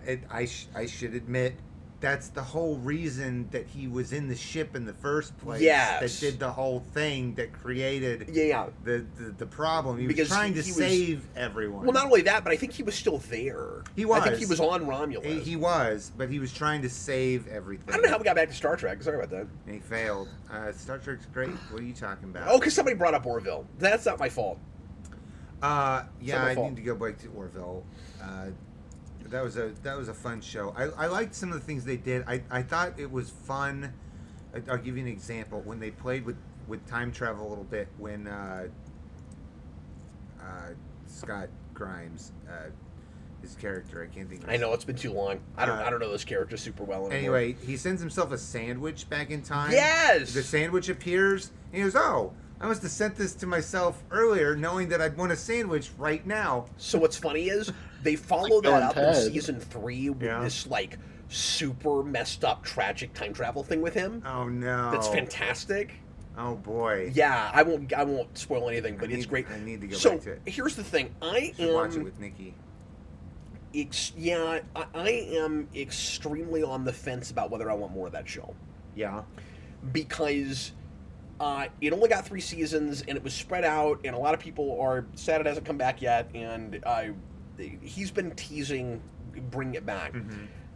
The thing is, it has, and I won't give anything away, it has a killer last episode. And it has a last episode that is an honest-to-God last episode that could easily either be the end of it or give us another season. Okay. It's just kind of the perfect way to close that show, and I sort of don't know if I want any more after that. Okay, let me ask you this. That's what's frustrating about it. What if it goes Futurama? Would you like the Star Trek way about it? Would you like make it a movie series? Make it a movie. Okay. Is what I thought you were going to say. No, it's not. Oh, sorry. Yeah, Would you like a new series? No, set do in the same Serenity. universe? Do the Serenity thing. Give it a movie. Now, you can't put it on the big screen. Nobody will fucking go. But you could put it on Disney Plus and just make an hour and a half, 2-hour movie. Sure. Yeah, the Orville the motion picture. And call it that, because that'd be great, dude. But anyway, what were you saying? I was gonna say, would you and make fun of that movie? Do like an Orville refit that looks completely different inside? Like, does it look at all like the same ship? Like, it'd be wonderful. Would you take like a DS9 or a Voyager style show set in the same universe? Yeah, that'd be the way to do it. Yeah. No, absolutely. I don't know what you'd call it where you could tell that it was connected, because I never liked that title. Deep Space Nine? No, Orville. Oh, I've Orville. never liked the title. Like, the name of the ship is fine. The problem is it doesn't sound like anything. You know, like, you tell somebody the name of that show, and he's thinking too much about, like, you know, shows with Star Trek, with starship names. Mm-hmm. But it doesn't have, like, the... Enterprise came after everybody knows what the Enterprise is. That's the thing. And also, Enterprise didn't have Star Trek in the title, and then they desperately threw it in by 3rd season because nobody's watching it. Like, it's not smart to start with a starship name. You want to start with a name for, like, your world, you know? Yeah. And so I always thought that was a weird choice. It almost like he's... And this is kind of cool. This is what he was thinking, but it wasn't a good idea, I don't think. McFarlane might have been going, we know we're just making a Star Trek, but it's legally distinct Star Trek, so we're not going to give it like a star something or a space something, because... for us, it's actually Star Trek. And so we just put the ship name in, and then we can change the names of everything, but to us, we know it's Star Trek. That might have been the idea. I remember when I heard about this show, and I got very excited because I was like, Seth MacFarlane's a big fan of Star Trek. Maybe he can do this right. And I remember I had the opposite. You were baited. I thought it looked fucking horrible. Well, you were baited about it though. You said I remember you saying that there was the possibility that they could do it right, but you didn't think they were going to. Yeah. But I also didn't like the advertising. I thought it looked bad. Right. And that's a whole nother bear, advertising and stuff. You can kill a project based on advertising, or you can make a project successful that sucks. Fox is notoriously bad for not understanding what they have. Yeah, they sold that as a straight parody, and I never liked McFarlane's sense of humor. And also, I was already annoyed at McFarlane because he kept showing up in every goddamn Star Trek documentary, and he had nothing to do with Star Trek. And I'm like, okay, so you like Star Trek, and you know about Star Trek. What makes you... what gives you credibility for being in all these documentaries? He just kept showing up. Cameo in Star Trek or something? Yeah, he's in an Enterprise episode for 5 seconds. Yeah. But what's really interesting is now he's like the most possible credible person. Yeah. And I don't think he's been in a Star Trek documentary since he made the Orville. No, it's like here's a famous person who likes Star Trek. I went from, I'm so sick of seeing this guy's face in Star Trek things. He has nothing to do with Star Trek. Maybe he understands the property, but he doesn't have the right sensibilities for it. All the way to, he should be running the whole goddamn thing. Yeah. And like I could never have imagined that I would go from this place over this chasm to this place. He made the Orville precisely because he couldn't get his foot in the door at Star Trek. Yeah. No, I know. Which is even more hilarious. And it sucks because they should have given it to him. But it was really the best. I'm going to use a pun here. It was really the best of both worlds in that case, though, because as a constant Star Trek fan, because if they had brought him onto Star Trek, they wouldn't have actually let him make what he wanted to make. Exactly. And it would have turned out exactly the same way they did. And this was a passion project. Because that's what happened to Brian Fuller. Yeah. And Brian Fuller was right for Discovery, and then they wouldn't. You remember, fucking Nicholas Meyer was there. Yeah. I mean, like, they didn't let any of these guys actually make Star Trek. They had, like, major Trek alum, and then McFarlane shows up with, like, a third to half of the alum from the Bourbon days and makes what it should have been. And it's beautiful to me because what I wanted from more Star Trek was more next-gen kind of utopia space civilization. That's really what I got out of the Orville, you know, this utopia that's not a utopia, but it feels like one in some ways, and it's more TNG. So you just wanted them to understand the premise. So you just wanted something TNG-esque, yeah. Yeah, and I love it on its content. I love it on its storylines, but I also thought that was like it's kind of a love letter to Star Trek in a way. Well, I'll still never get what I want. Although I'm glad New Trek hasn't attempted this because they would make it horrible. I've always wanted, and I've said this before, but I've always wanted ironically, this would be like a really super dark thing, but it's just like a pocket of Star Trek. You know, it's not about Starfleet. But I always wanted a really dark, hard R, animated Klingon show. No. I have heard you mention that before. That'd be cool. Where all the dialogue is done in Klingon and we get English subtitles. I've always wanted that. That's interesting. Yeah. Like, I don't think that has legs for more than a season or two, but I always thought that would be cool. Huh. Interesting. Anyway. Swearing in Klingon, that'd be fun. Well, there's a lot of swearing in Klingon. Yeah, but like getting things that translate to fuck and and then other stuff. But then you want to be classy about it because New Trek is terrible. You want to be classy about it where you just do like the symbols on the screen. Yeah, you know, like because parental advisory warning. No, don't do that. But I don't want a direct translation of swearing in Klingon. The Klingon swears need to be their own thing. You know what I mean? Like, you shouldn't have a direct like shit or fuck or whatever. It should just be like you just have to use your imagination. I don't know what patak means, and I don't want to know what patak means. Like that's just how I feel about it. Like I don't know what it means if I call you a patak. I want to use my imagination. I don't want to know what that actually means. Goddamn fucking patak. Yeah, patak. Jesus. But Big Dep Hode, by the way. Big Dep Hode. Well, that reminds me, I was going to say this earlier when Rick Berman came up. I rewatched Reanimator the other day. What is it? And Rick Berman is a production assistant on it. And I was like, this can't be the same Rick Berman. Yeah, it is. So, yeah, no, it was. I was like, that's crazy. Which is possibly why Jeffrey Combs winds up in Star Trek as early as he does. I don't know. That makes sense. But I mean, like, he was there even before DS9. Like, he's in, or was DS9 in the first place? He was. But, like, Jeffrey Combs is in, is like 6 or 7 characters. Mm-hmm. Yeah, he's one of Not those counting prolific. all the Wayuns. Because if you count all the Wayuns, he's like 13 characters, but, yeah. If you There count should just all be the an way entire you alien mentioned race in Berman, Star Trek that is just Jeffrey Combs. 8 or 9. I mean, because well, no, when you say the ones mentioned, no, we see every Wayun. I want to say the first Wayun. They don't ever, like, talk about a Wayun that we never got to see. I feel like there's at least one instance. Maybe one of those happens, yeah. And then they go like, well, at least you're not Wayun number 3. Well, and then in extra canon, when you get into novels, they go past it. Oh wow! And you get even more. Because I think we end on. I think the last one that dies is Wayne 8, maybe 7 or 8. I'm rusty. It's been too long. But, Which one is Iggy Pop? He plays.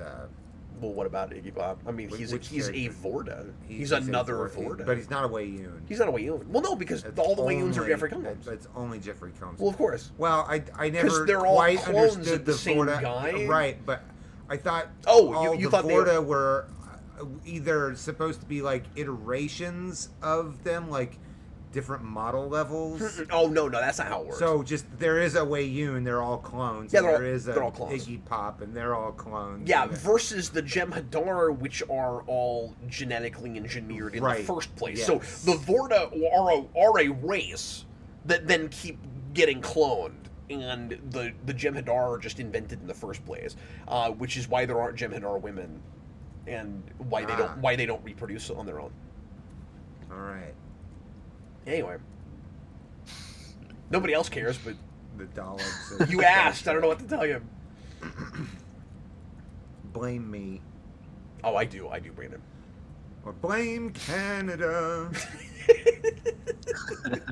Oh, it's always our fault. All those people way up there. But you know what? If it wasn't for all these fucking snow Mexicans. If it wasn't for Canada, though, we wouldn't be able to afford to film half of our television shows. Including the most, if I'm not mistaken, the most American of what should be the most American, Smallville. Right. But even X-Files. You wouldn't have X-Files if it wasn't for Canada. Yeah. Well, because Smallville shares like half the crew of X-Files. I don't know if you know that. I did not know that. But a lot of them moved from X-Files to Smallville. And they have the same. They have the same as well. I think he is. They have the same composer. So Mark Snow moves from X-Files to Smallville. And if you go sample any Smallville episode in the first 7 seasons, it's going to sound like X-Files. Okay. You know, I remember watching Smallville first run occasionally. My sister watched it all the time, and I would catch an episode here and there, and watch Tom Welling, interact. Pretend to be a child, but be 10 years older than. Yeah, I was always like, these guys are older than high school, like just a little much. Oh, did you hear that Allison Mack is out of prison? She's not only out of prison, she's doing podcasts and interviews, and was on Lex Luthor's podcast. Rosenbaum's podcast. Rosenbaum's podcast, yeah. She had. I read about that, and I don't know. I listened to it. I don't feel like talking about it right now. I gotta end the show. Well, that's fine. I'm just gonna say I don't know if she was. No, it's just that's a whole other can of worms. Like, the article I read, I hope she was being genuine. I don't know, but that's always an interesting story. Anyway. The next after that can be called Return. Sorry, I even brought Return it up, of the Mac. All I'll say is she shouldn't be doing that. I would just. I think she did. Like just for like her own image or whatever, like a better job with that than I expected she would, and she seemed like more lucid and less in the clouds than she did a few years ago. But enough people are gonna see that, like, whatever you say as you're just trying to score points and get back in the limelight and whatever. Oh, sure. When you should just be fading away into obscurity. And no matter what you say, you're not gonna be remorseful enough for the shit that happened there. And on both sides of it, like, people aren't gonna understand what you went through, and they're also like, I don't know, you're not gonna be able to convince people, but also, like, she is culpable for stuff, like, absolutely. Oh, absolutely, yeah. And so I don't know. I went down a rabbit hole at one point. I know way more about that stuff than I want to talk about. Right, well. And like, like, not that I'm an expert, not that I was there, but if I had been her, I would have left well enough alone. Yeah. Like, you're lucky that you didn't go to prison for half the jail time he did, and you don't come back and try to get back into. No, you had your shot. You're done. And I also don't understand that person being anybody's counselor on any level. That part of it bugs me. Like, I don't think that's right. Like no matter like how much you figured yourself out or whatever, especially this early, like you don't give advice. You don't give life advice after that. No. Sorry. I don't see it. I think on principle you don't give life advice. You perform at jazz restaurants like Kevin Spacey's doing. Oh my God, right I read now. about that too. But in the Caribbean, was it the Caribbean or the Jamaica area?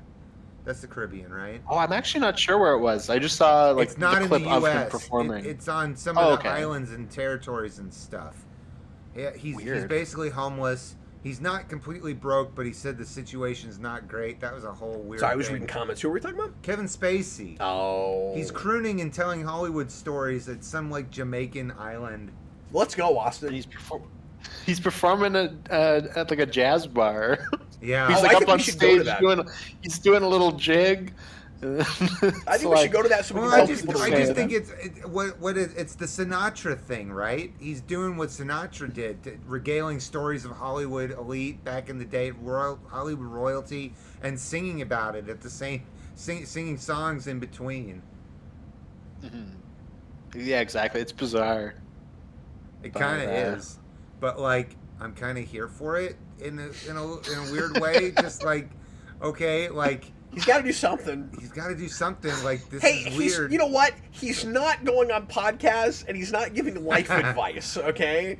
He's not going to prisons and giving life advice and like trying to do prison reform.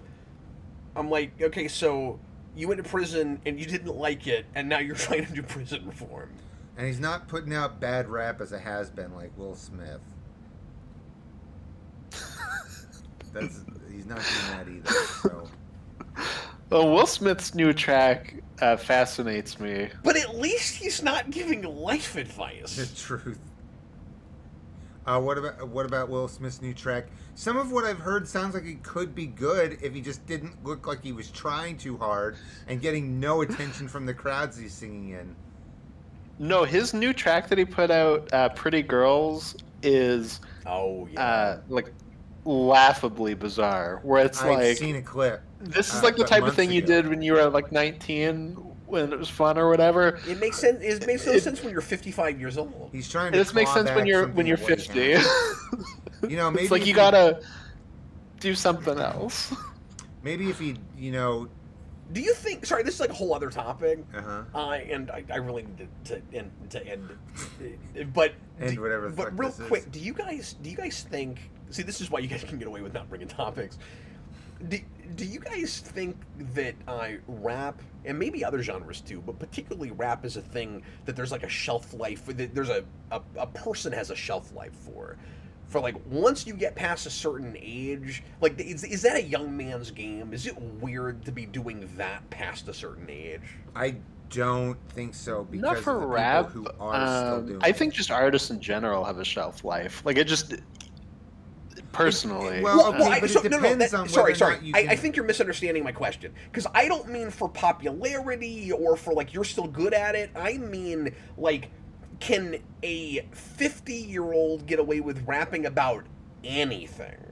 And it doesn't seem kind of silly. 50s. Yeah, but that goes into But that goes into the quality thing where, like, if Will Smith could do it well, it wouldn't be an issue. Well, that's the it's question the fact I'm that it's asking. also awkward. Because I'm not a rapper. That's what I'm saying is I don't think it's just like a rap thing. I think just all artists have a shelf life, and whether they hit it or not is questionable. But do you think anybody could get into that at first and do well at 50? Just starting out at 50? Yeah, if they're good at it. No. You don't think so? Probably, I don't know. It depends on the talent level, obviously case by case basis, but I don't know, like, generally speaking, I'm going to say that I think that... But you think what you're rapping about matters? Yeah, I think definitely what you're rapping about matters, because those who have staying power are the ones who adapted. Eminem doesn't sound like he used to, but he's still... depends. Like, if you're cool and come off like, hell yeah, like I can hang out with all these hot chicks, like, you can maybe pull it off at 50. Like, I don't want to say it's universal, but Will Smith can't do it. Eminem's new stuff, he's got a lot of great stuff. I really dig some of the stuff he's done lately. Nikki says he's just trying too hard to be relevant. That's fair. I mean, maybe it's just an issue of like attitude and how you're coming off, and what it seems like, what the perceived motivation is. Like, I'm sure that matters a lot. You know, I mean, like, it can't be a coincidence that he came back and started doing that after he messed his reputation up. Like, that probably hurts it. That's something he can do without being hired by Hollywood. If he did it 4 years before that, but even still, like, the subject matter when you're fit, like, that's weird. So it's like I said, if he like came off as cool and like it wasn't as lame, because like a part of it is just like a talent thing too. Like maybe he could have pulled it off, but like he's also just so lame about it. Well, I think a lot of people have that kind of Stan Lee thing where you get stuck in a certain period and you just wouldn't know how to like age out of the way you used to write versus the way you're writing now, and like whatever it is we're talking about. And and some people do evolve. I think with I think there's a stagnation thing that happens too, though. Like, I don't know that Stan Lee kept writing. I think he came in and out of it, and I think that was a mistake. Well, that's right? part like, of it with Will Smith as a rapper. And Will Smith, that's why I compared them. He came in and out of it. He didn't keep going, and if you stuck in that world, you'd maybe evolve along with it. Right. And we've seen lots of artists do that. Like Elton John had hits every decade for 5 straight decades, or at least 4 straight decades. And the Elton John that writes, and I realized like he had a lyricist and everything, but like the even like the kind of music he's playing and what he sounds like, the Elton John that did like Made in England in the early 2000s is I think it was early 2000s is not the same Elton John that's doing Crocodile Rock. He does it all the way through, and he keeps evolving as an artist. Yeah, absolutely. I have to mention my favorite lyric of that Will Smith song, where there's 2 Will Smiths on each side of the screen, and one of them goes, "Ain't a lot of women who ain't pretty to me. I mean, she's pretty to me." It's so bad. It's so weird too, especially when you juxtapose that song with what goes on inside his marriage and what caused their marital problems, and the fact that she treats him like shit. And, you know, he's subscribed to this and he won't get out of it. And, you know, I'm not here to judge him for why or why not he's doing that. But you are, though. I'm looking at the product he's putting out. And I agree. I'm looking at the product he's putting out and I'm going... Well, he seems really unself-aware. Yeah. It's like, dude, everybody just wants you to make Wild Wild West, too. What are you doing? Come on. Like... The last thing you should be rapping about when you're in that situation is chicks you want to bang. It doesn't make any sense. Right. It's not self-aware. Well, and the very public... We're saying, I like pretty girls. Well, the well, you're like... The very public situation with his wife, where they wanted to open up their marriage because she cheated on him, and he thought that the idea of having a harem, he literally said this a year or so ago, he thought the idea of having a harem was really awesome until he got Will Smith's secret harem? His secret harem? It's just that it's far too public a private situation, right? Look, he only did that because he's from Krypton and he was told to by his parents, okay? That's the only reason he did that. So well, Jada's bald like Lex Luthor. No, he's putting out cringe level content, that's for sure. And Will Smith was at one point asked to be Superman. Look, I buy that woman is keeping prisoners in a pocket dimension. That's all I'm saying. That would not surprise me at all. Will Smith stuck in the Phantom Zone.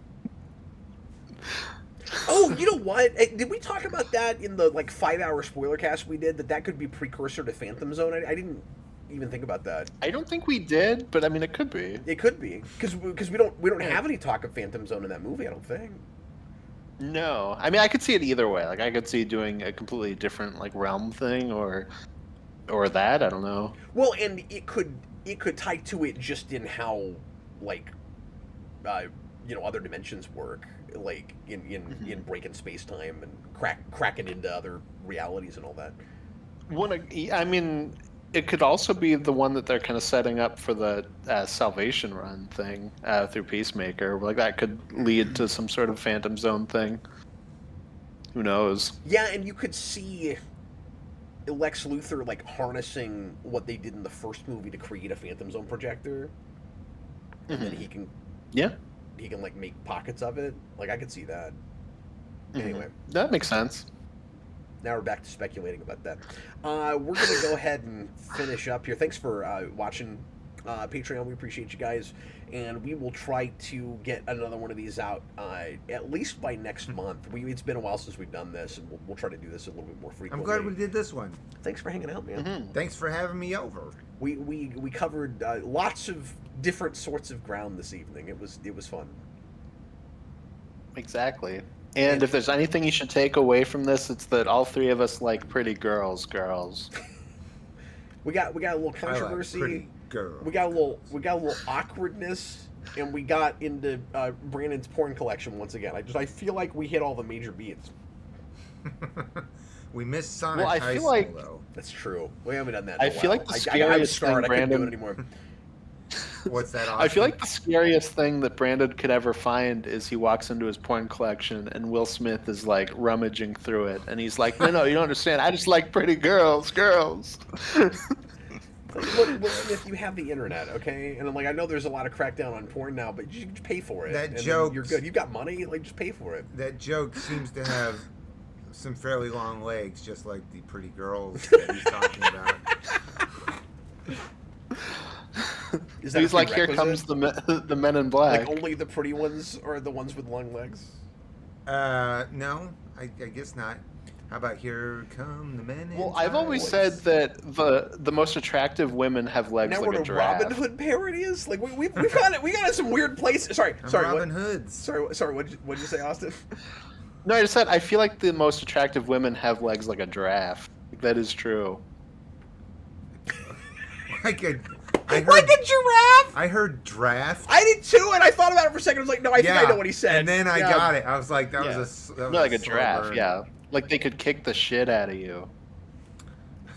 Yeah, I always thought this was. With their forelegs. I always thought there was this weird, almost paradox with the kind of like standard assumption about what men find attractive, because the stereotype is that men want shorter women so that they're taller than them, but the same men long legs. But the same men like long legs. What And does that look like? I've never fully understood that, because I feel like gotta, if you have long legs, you're tall, but maybe it's your legs are are you long, gotta squat but then the top. rest of you is like this, Oh, and I feel boy. like that gets into a proportion issue. Your mic was No, out. his legs should be like 80% of a woman's body. And I don't know about you, Brandon, and we've never Yeah. talked about this, I don't think, but I personally, you won't be shocked to know this considering who I'm married to, but I've always been attracted to tall women. And, like, a lot of men aren't, and I don't understand that. Like, I mean, it can be intimidating for some people who either, have anxiety issues or are not comfortable with their masculinity, if you will. yeah, and, like, that's the obvious go-to, but I think there's this sort of superficial thing of, like, tall women aren't as attractive, and I've never really understood that. It's a and societal also, thing there, I'm too. a real short guy, and so it should be, it should make me more anxious than anybody to you know what I mean? Especially I do. because historically, a lot of women won't that are taller won't date short guys, but I was always attracted to taller women, and I'm trying to think about that. I guess my serious girlfriend before Sarah was not that tall. We were probably about the same height. Maybe she was a little bit shorter than me. But then Sarah's 2 inches taller than I am. Yeah, that's true. And she's one of That's the why tallest she women in became her an family. architect. Why is that? Because she's tall. She likes like skyscrapers. Oh. So that's the reason that she's upset that Kansas City has no skyline? Is like she's like, Exactly. hell, I have more of a skyline than the city I live Taller than in. the buildings in her Exactly. I'm going to start telling her that. I'm going to be like, Sarah, you know what your best feature is? Your skyline. That's funny. I mean, that She's sounds gonna be way like- more dirty she's than gonna- just it saying does. your It sounds pretty legs, dirty. your She's long legs. She's going to be like, what the fuck does that mean? I'm going to be like, you never Hey, swear. babe, And she's gonna be like, I it's fucking that love weird your skyline, that you babe. said that. You've got a great skyline. Her Buick Skyline. What does that mean? I'm gonna go to the bar and say Oh, that to Skyline. someone. Okay, let's actually end off here. Thanks for watching, everybody. We'll see you later, folks. Even Nikki has to leave now. Nikki, enjoy Maine. Well, it's an hour later there. Yeah, of course. She's got things to do. She's got things to do in the morning. Bye, Bye, Nikki. everybody. We'll see you later, folks. Bye. See ya. Bye, everybody.